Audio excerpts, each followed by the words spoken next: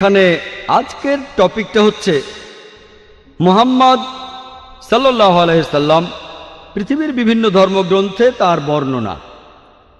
অনেক লোকেরই ভুল ধারণা আছে যে ইসলাম একটা নতুন ধর্ম, যেটা পৃথিবীর বুকে এসেছে 1400 বছর আগে, আর নবী মুহাম্মদ সাল্লাল্লাহু আলাইহি সাল্লাম হলেন এই ধর্মের প্রতিষ্ঠাতা। সত্যি বলতে ইসলাম পৃথিবীতে আছে সেই সুদূর অতীত থেকেই, যখন প্রথম মানুষটা পৃথিবীতে হেঁটে বেড়াতো। আর মুহাম্মদ সাল্লাল্লাহু আলাইহি সাল্লাম তিনি এই ধর্মের প্রতিষ্ঠাতা নন, তবে তিনি হলেন সর্বশেষ ও চূড়ান্ত নবী, আল্লাহ সুবহানাহু ওয়া তাআলার আল্লাহর শেষ রাসূল। তাকে পাঠানো হয়েছে সব মানুষের জন্য। আমাদের পবিত্র কোরআন বলছে, সূরা ফাতিরের 24 নম্বর আয়াতে উল্লেখ করা হয়েছে, ওয়া ইন মিন উম্মাতিন ইল্লা খালা ফিহা নাযীর, এমন কোন সম্প্রদায় নেই যেখানে আমি সতর্ককারী পাঠাইনি। পবিত্র কোরআনের সূরা রাদের 7 নম্বর আয়াতে উল্লেখ করা হয়েছে, ওয়া কুল্লি কাওমিন হাদ, প্রত্যেক সম্প্রদায়ের জন্য আমি পথপ্রদর্শক পাঠিয়েছি। নাম ধরে পবিত্র কোরআনে আল্লাহ তাআলার 25 জন নবীর নাম আছে। যেমন ধরেন আদম, নূহ, ইব্রাহিম, মুসা, যিশু, মুহাম্মদ, তারা সকলেই শান্তিতে থাকুন। পবিত্র কোরআনে আল্লাহ সুবহানাহু ওয়া তাআলার 25 জন নবীর নাম উল্লেখ করা আছে। তবে আল্লাহ তাআলা কোরআনে আরো বলেছেন, সূরা নিসার 164 নম্বর আয়াতে উল্লেখ করা হয়েছে। এছাড়াও সূরা গাফিরের 78 নম্বর আয়াতে উল্লেখ করা হয়েছে, আমি আগে তোমাকে বলেছি কিছু নবীদের কথা, কিছু রাসূলদের কথা, বাকিদের কথা বলিনি। তার মানে পবিত্র কোরআনে সব নবী রাসূলের নাম উল্লেখ করা নেই। আর আমাদের নবীজি মুহাম্মদ সাল্লাল্লাহু আলাইহি সাল্লাম বলেছেন, এটা একটা সহিহ হাদিস, এটার উল্লেখ আছে মিশকাত আল মাসাবিতে 3 নম্বর খণ্ডের হাদিস নম্বর 5737। আমাদের নবীজি মুহাম্মদ সাল্লাল্লাহু আলাইহি সাল্লাম বলেছেন যে আল্লাহ সুবহানাহু ওয়া তাআলা এই পৃথিবীতে প্রায় 1,24,000 পয়গম্বর পাঠিয়েছেন। তবে নাম ধরে পবিত্র কোরআনে 25 জনের কথা বলা হয়েছে।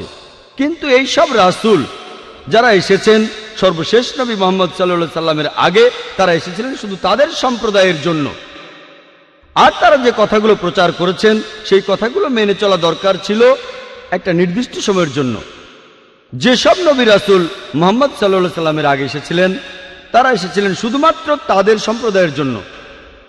যেমন ধরেন ঈসা আলাইহিস সালাম, খ্রিস্টানরা যাকে বলে যীশু খ্রিস্ট, তিনি এসেছিলেন শুধু ইহুদিদের জন্য, ইসরায়েলীদের জন্য। আল্লাহ পবিত্র কোরআনে বলেছেন, সূরা ইমরানের 49 নম্বর আয়াতে উল্লেখ করা হয়েছে যে ঈসা নবী বা যীশু খ্রিস্ট তিনি ছিলেন বনী ইসরায়েলের জন্য একজন নবী, ইসরায়েলের সন্তানদের জন্য। এছাড়াও একই ধরনের কথা আছে সূরা সাফে 6 নম্বর আয়াতে উল্লেখ করা হয়েছে যে যীশু খ্রিস্ট নিজের মুখে বলেছেন ইসরায়েলবাসীদের উদ্দেশ্যে, আমাকে এখানে আল্লাহর রাসূল হিসেবে পাঠানো হয়েছে। আর একই ধরনের কথা এমনকি পবিত্র বাইবেলেও আছে। বাইবেলে উল্লেখ করা আছে গসপেল অফ ম্যাথিউ 10 নম্বর অধ্যায়ের 5 ও 6 অনুচ্ছেদে যীশু খ্রিস্ট তার নিজের মুখে বলেছেন, তিনি তার শিষ্যদের বলছেন যে তোমরা কেউ জেন্টাইলদের পথ অনুসরণ করো না। এই জেন্টাইল কারা? যারা ইহুদি না, হিন্দুরা, মুসলিমরা। তোমরা কেউ জেন্টাইলদের পথ অনুসরণ করো না, আর তোমরা কেউ সামারিটিন শহরে প্রবেশ করবে না, তার বদলে তোমরা ইসরায়েলের শহরে প্রবেশ করবে। একই ধরনের কথা আছে গসপেল অফ ম্যাথিউ 15 নম্বর অধ্যায়ের 24 অনুচ্ছেদে, যেখানে যীশু খ্রিস্ট তার নিজের মুখে বলেছেন যে আমাকে পাঠানো হয়েছে শুধুমাত্র ইসরায়েলবাসীদের পথ দেখানোর জন্য। তার মানে হচ্ছে যে কোরআন এবং বাইবেলের কথা অনুযায়ী যীশু খ্রিস্টকে পাঠানো হয়েছিল শুধুমাত্র বনী ইসরায়েলীদের জন্য, শুধুমাত্র ইহুদিদের জন্য, ইসরায়েলের সন্তানদের জন্য। তবে নবীজি মুহাম্মদ সাল্লাল্লাহু আলাইহি সাল্লাম ছিলেন সর্বশেষ আর চূড়ান্ত নবী। লেকচারের শুরুতেই আমি পবিত্র কোরআনের একটা আয়াত বলেছিলাম, সূরা আহজাবের 40 নম্বর আয়াতে উল্লেখ করা হয়েছে, বলা হয়েছে, মা কানা মুহাম্মাদুন আবা আহাদিম মির রিজালিকুম ওয়ালাকিন রাসূলুল্লাহ ওয়া খাতামুন নবিয়্যিন ওয়া কানা আল্লাহু বিকুল্লি শাইইন আলিমা। মুহাম্মদ সাল্লাল্লাহু আলাইহি সাল্লাম তিনি তোমাদের মধ্যে কোনো পুরুষের পিতা নন, তবে তিনি হলেন আল্লাহর প্রেরিত রাসূল, আর তিনি হলেন নবুয়তের সিলমোহর। নিশ্চয়ই আল্লাহ তাআলা সব বিষয়ে জানেন। যেহেতু মুহাম্মদ সাল্লাল্লাহু আলাইহি সাল্লাম ছিলেন আল্লাহর সর্বশেষ ও চূড়ান্ত রাসূল, সেজন্য তাকে শুধুমাত্র মুসলিমদের জন্য পাঠানো হয়নি বা আরবদের জন্য।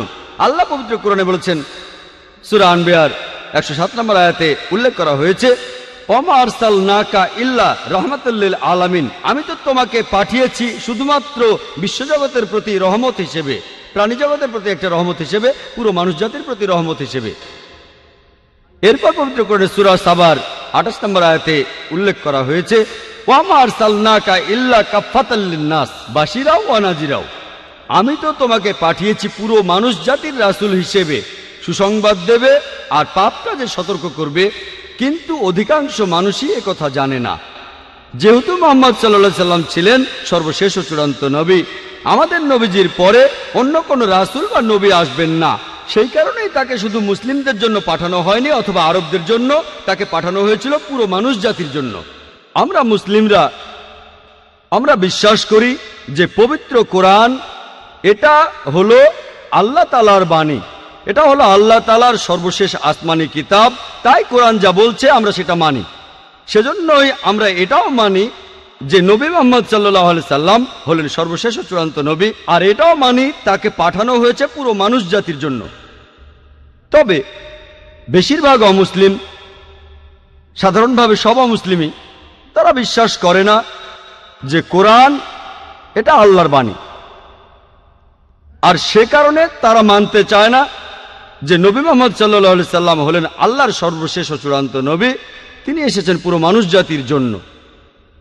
এ কারণে অমুসলিমদেরকে বোঝানোর জন্য আমি এখানে সাহায্য আর নির্দেশনা নেব পবিত্র কোরআনের একটি আয়াত থেকে।